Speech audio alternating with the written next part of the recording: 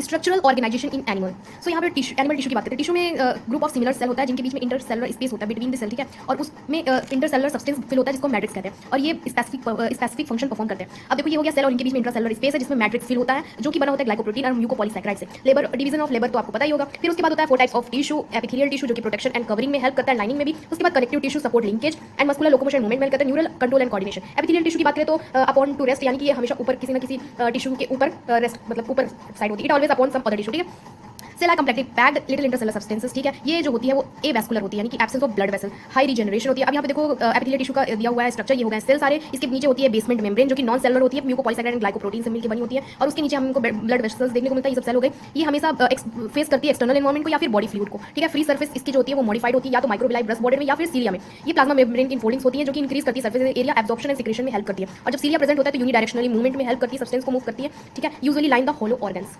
Epithelium दो type का देखने को मिलता है, सिंपल एपिथेलियम, एक कंपाउंड एपिथेलियम। सिंपल में सिंगल लेयर होती है सेल की और इसका रोल होता है filtration, diffusion, secretion and absorption में। वहीं कंपाउंड एपिथेलियम जो होता है वो मल्टी लेयर में प्रेजेंट होता है और इसका रोल जो होता है वो प्रोटेक्शन और कवरिंग में देखने को मिलता है। अब हम बात करते हैं सिंपल एपिथेलियम में। स्ट्रक्चरल मॉडिफिकेशन के बेस पर ये 3 टाइप के होते हैं, simple squamous, simple cuboidal and simple columnar. अब सिंपल स्क्वैमस की बात करें तो ये फ्लैट होती है, न्यूक्लियस भी इसके फ्लैट होते हैं, लोकेटेड इन सेंटर, ठीक है। ये स्ट्रक्चर दे रखा है और ये टाइल लाइक अपीयरेंस होती है इसकी, इसलिए इसको प्यूमेंट एपिथेलियम भी कहते हैं। और सेल आर इरेगुलर बाउंड्रीज होती है, ठीक है। फंक्शन होता है फिल्ट्रेशन एंड डिफ्यूजन। इसके एग्जांपल हो गया सिंपल एपिथेलियम के alveoli, blood capillary, blood vessels, glomerulus and Bowman capsule, ठीक है। अब यहाँ पर देखते हैं जो ब्लड वेसल में प्रेजेंट होती है सिंपल स्क्वैमस, इसको हम एंडोथेलियम भी कहते हैं। अब हम बात करते हैं क्यूबॉइडल एपिथेलियम की। तो इसका शेप जो होता है वो क्यूबिकल सेल होता है, न्यूक्लियस जो होता है वो मिडल में होता है, ठीक है। न्यूक्लियस राउंड और एट सेंटर। इसमें 3 टाइप के हमको देखने को मिलता है। एक सिंपल क्यूबॉइडल, इसका एग्जांपल अगर हम देखें तो डीसीटी हो गया, थायराइड फॉलिकल हो गया, स्मॉल डक्ट ऑफ ग्लैंड्स हो गया। फंक्शन क्या होता है, secretion and absorption. Brush bordered epithelium की बात करें और इसको हम माइक्रोविलाई भी बोलते हैं क्यूबॉइडल, तो इसमें इसका एग्जांपल हो गया PCT, proximal conjugative tubule function, वही secretion and absorption. Ciliated cuboidal epithelium की बात करें अगर तो इसमें सीलिया प्रेजेंट होता है और इसका फंक्शन हो गया स्मॉल ब्रोंकियोल और function movement of substance and mucus.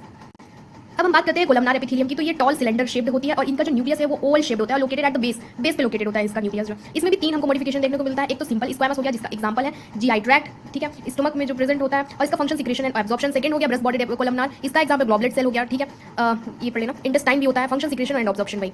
Ciliated columnar की बात करें तो example fallopian tube and large bronchiole, function movement of substance like ova in fallopian tube. अब बात करते हैं ग्लैंडुलर एपिथेलियम की। This type of simple epithelium, it has cuboidal and columnar specialised for secretion, ठीक है। On the basis of number of cell के basis पे 2 type के होते हैं, unicellular and multicellular. Single isolated cell can act as gland, ठीक है। तो यहाँ पर सिंगल सेल जो है वो ग्लैंड की जैसे एक्ट करता है, एग्जांपल भाई गॉबलेट सेल हो गया। और यहाँ पर अगर मल्टी सेलर की हम बात करें तो many cell together makes a secretion, तो यहाँ पर बहुत सारे सेल मिलकर सिक्रेट करते हैं, मल्टी सेलर ग्लैंड हो गया। Example salivary, sweat, memory gland.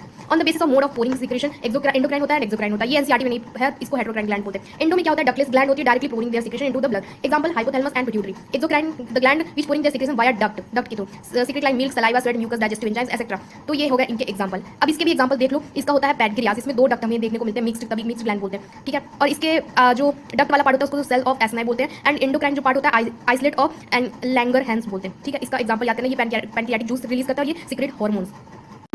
Compound epithelium, यहाँ पर मल्टी लेयर्ड एपिथेलियम होता है, इनका रोल सिक्रेशन ऑब्जॉर्प्शन में कम होता है, लेस रोल, ठीक है। प्रोटेक्शन में ज़्यादा होता है, prevent from any kind of stress, mechanical and chemical, ठीक है। कंपाउंड एपिथेलियम एनसीईआरटी में बस इतना ही ज़्यादा कुछ दिया नहीं है, बस ये अतिरिक्त ज्ञान है, ठीक है। तो एक होता है ट्रांजिशनल एपिथेलियम, एक होता है स्ट्रेटिफाइड एपिथेलियम।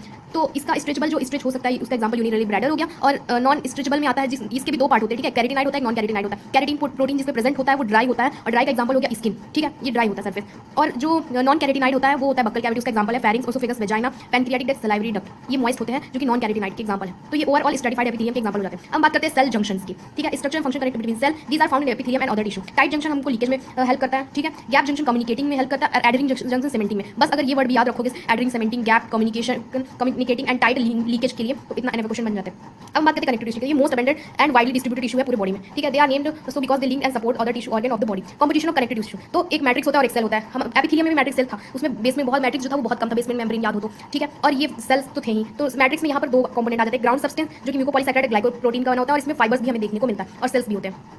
अब हम देखते हैं क्लासिफिकेशन ऑफ कनेक्टिव टिश्यू। तो कनेक्टिव टिश्यू 3 टाइप में डिवाइड होता है, एक लूज कनेक्टिव टिश्यू, एक डेंस कनेक्टिव टिश्यू, एक स्पेशलाइज्ड कनेक्टिव टिश्यू। लूज और डेंस को देख के यहाँ पे समझ में आता है कि इसका मैट्रिक्स जो है वो लूज होगा, डेंस का मैट्रिक्स डेंस होगा, ठीक है। तो इसमें भी 2 टाइप आ जाते हैं, areolar connective tissue and adipose. और डेंस में dense regular, dense irregular. Dense regular में 2 आते हैं, लिगामेंट एंड टेंडन। एग्जांपल शायद इसके स्पेशलाइज कनेक्टिव टिश्यू में आता है skeletal connective tissue and fluid connective tissue, इसमें कार्टिलेज बोन आता है और इसमें ब्लड एंड लिम्फ आता है। ठीक है, अभी आगे हम पढ़ेंगे इन सबको। लूज कनेक्टिव टिश्यू की बात करते हैं, cell and fibre are loosely aggregated in semi fluid matrix, amount of matrix is more. Loose connective tissue है ना, तो मैट्रिक्स का अमाउंट ज्यादा होता है। और एपिथेलियम में क्या था, मैट्रिक्स बहुत कम था, बहुत लिटिल था। अब हम बात करते हैं एरियोलर की, तो एरियोलर मतलब कि स्पेस, यानी बहुत ज्यादा स्पेस है, act as packaging of organ. Okay, तो ये एक जनरल डायग्राम है जो अब हमें देखना है। तो ये सेल में सेल्स जो प्रेजेंट होंगे मैट्रिक्स में वो हम देखेंगे। तो यहाँ पर ये हो गया हमारा मैट्रिक्स, इसमें कुछ सेल्स फाइबर्स जो भी प्रेजेंट है हमको देखेंगे। ये हम तो एक एक करके देखते हैं। Fibroblast secret matrix, matrix secret करता है एंड सीक्रेट फाइबर्स, तो ये फाइब्रोब्लास्ट हो गया। ये मैक्रोफेज हो गया जो कि फाइगोसाइटोसिस करता है, engulfs the pathogen and destroy them. Okay, mast cell, mast cell के बारे में अभी हम नीचे पढ़ते हैं। उसके पहले हम एसिनोफिल्स देख लेते हैं। एसिनोफिल से में हेडफोन शेप्ड न्यूक्लियाई होता है। ठीक है, न्यूट्रोफिल, न्यूट्रोफिल कहाँ पे है वो भी देख लेते हैं। ये रहा न्यूट्रोफिल। ठीक है, मल्टी न्यूक्लिएटेड होता है। एक्टिवेटेड बीटा बी सेल, ये प्रोड्यूस एंटीबॉडीज।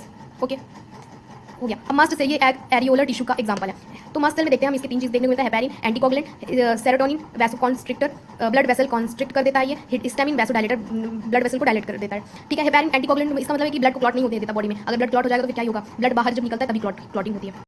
फाइबर की बात करें तो यहाँ पे कोलेजन और इलास्टिक फाइबर है। कोलेजन जो है वो व्हाइट कलर का होता है, इसलिए व्हाइट फाइबर बोलते हैं, और ये प्रेजेंट बंडल में प्रेजेंट होता है, अनब्रांच्ड होता है, और इसका जो फंक्शन है वो स्ट्रेंथ प्रोवाइड करता है। इलास्टिक फाइबर में ये येलो कलर का होता है, येलो फाइबर बोलते हैं। ये प्रेजेंट होता है इंडिविजुअली, यानी कि बंडल्स में प्रेजेंट नहीं होता है, और ये ब्रांच्ड होता है और इसका फंक्शन है elasticity. Note, reticular fibre are delicate branch fibre, तो ये ब्रांच फाइबर होता है और फ्लेक्सिबिलिटी में हेल्प करता है। Location and function of areolar connective tissue, तो एरियोलर जो कनेक्टिव टिश्यू है वो फ्रेमवर्क होता है एपिथेलियम का, and it present beneath the skin, skin के नीचे प्रेजेंट होता है, और connecting the skin with underlying muscles को कनेक्ट करने में हेल्प करता है एपिथेलियम में। जैसे कि देखो, स्ट्रेटिफाइड एपिथेलियम प्रेजेंट होती है लेयर पर, फिर एपिडर्मिस होती है और डर्मिस, एपिडर्मिस और डर्मिस को ही हम स्किन बोलते हैं। तो फिर उसके नीचे आता है हाइपोडर्मिस, तो हाइपोडर्मिस में ही एरियोलर कनेक्टिव टिश्यू प्रेजेंट होते हैं, फिर उसके नीचे हमारी मसल्स आ जाती हैं। अब एडिपोस कनेक्टिव टिश्यू की बात करें तो ये एक स्पेशलाइज्ड कनेक्टिव टिश्यू बोला जाता है, क्योंकि इसमें ये एकदम सेम एरियोलर जैसा ही होता है, बस इसमें क्या चेंजेस, ये भी स्किन में ही बीनीथ द स्किन ही प्रेजेंट होता है। ठीक है, इसमें क्या एडिशनल होता है, ये एक्सेस होता है न्यूट्रिएंट का, और नॉट यूज इमीडिएटली, यानी कि फैट के फॉर्म में सेल में जो है वो फैट स्टोर हो जाता है। बस यही डिफरेंस है एरियोलर और एडिपोस में। तो इस फैट फिल सेल को हम एडिपोसाइट बोलते हैं। डेंस कनेक्टिव टिश्यू की बात करें तो इसमें लेस होता है मैट्रिक्स, और cell fibre are completely packed in matrix. ठीक है, dense connective tissue, dense regular connective tissue होता है, डेंस इरेगुलर, रेगुलर में फाइबर और सेल जो है वो पैरेलली ओरिएंटेड होते हैं, और इसमें इरेगुलर तरीके से होता है। इसका एग्जांपल लिगामेंट एंड टेंडन, और इसका एग्जांपल है स्किन।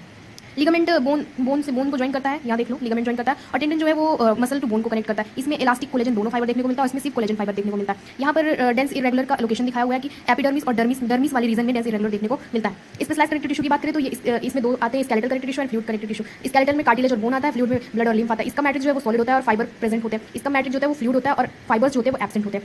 अब स्केलेटल में दो बताया मैंने, कार्टिलेज एंड बोन। तो कार्टिलेज का जो मैट्रिक्स होता है वो सॉलिड होता है एंड प्लाइएबल होता है, यानी कि एबल होता है रेजिस्ट कंप्रेशन को रेजिस्ट करने में एबल होता है, और कोलेजन इलास्टिक दोनों फाइबर देखने को मिलते हैं।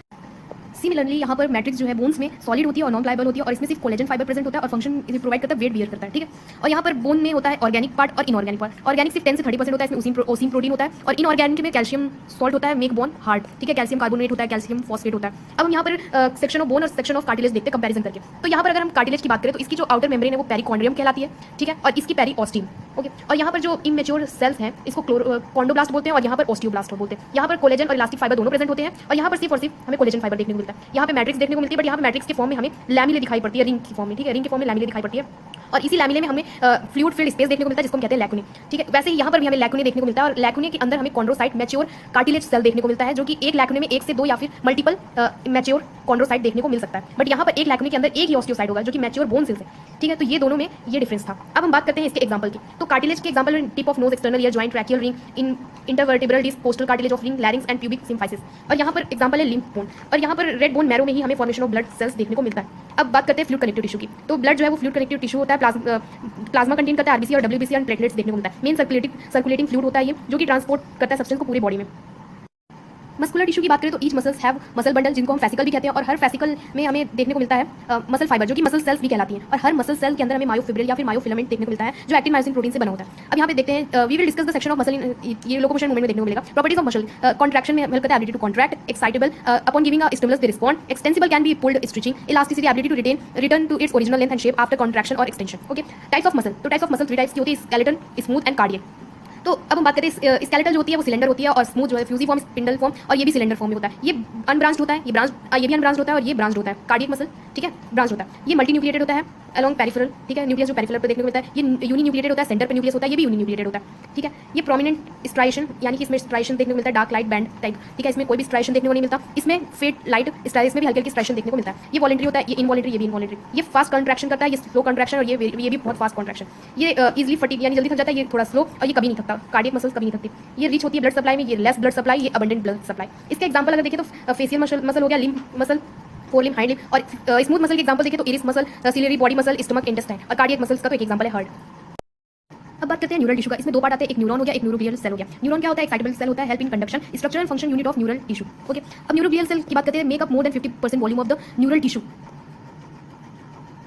Supporting and packaging of neural tissue, support और पैकेजिंग में हेल्प करता है न्यूरल टिश्यू के, और ये नॉन एक्साइटेबल होता है। स्वान सेल जो होता है वो पेरिफेरल नर्वस सिस्टम की माइलिन शीट बनाता है, और ऑलिगोडेंड्रोसाइट जो है वो सेंट्रल नर्वस सिस्टम की माइलिन शीट बनाता है। अब हम देखते हैं न्यूरॉन का स्ट्रक्चर। तो इसके मेजरली 3 पार्ट्स होते हैं। एक हो गया सोमा यानी सेल बॉडी, इसको साइटोन भी कहते हैं, और डेंड्राइट्स और एक्सॉन। एक्सॉन की जो प्लाज्मा मेम्ब्रेन है उसको एक्सोप्लाज्म बोलते हैं, ठीक है।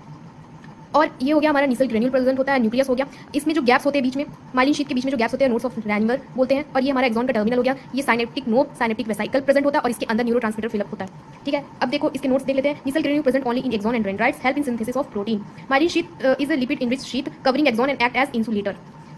सो फ्रॉग हम नेक्स्ट पार्ट में देखते हैं।